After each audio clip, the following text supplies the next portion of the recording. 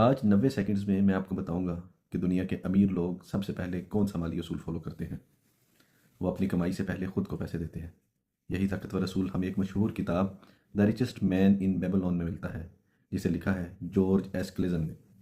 یہ کتاب ہمیں بتاتی ہے کہ دولت بنانے کے اصول ہزاروں سال سے نہیں بدلے۔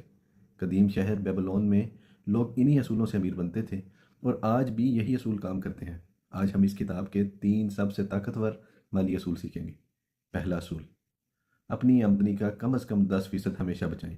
اگر آپ 100 روپے کماتے ہیں تو 10 روپے لازمی بچائیں۔ زیادہ تر لوگ کیا کرتے ہیں؟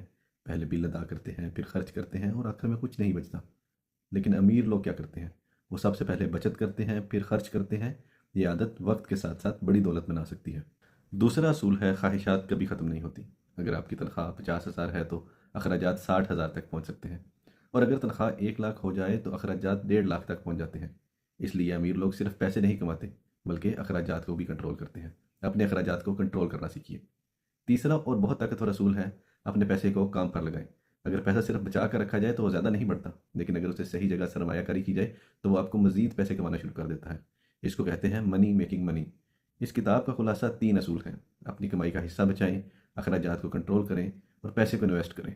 اگر آپ یہ اصول فالو کریں تو آہستہ آہستہ آپ کی مالی زندگی بہتر ہو سکتی ہے۔ اگر آپ کو ایسی مزید کتابوں کے مختصر خلاصے پسند ہیں تو ویڈیو کو لائک کریں اور فالو ضرور کریں۔ شکریہ۔ اللہ حافظ۔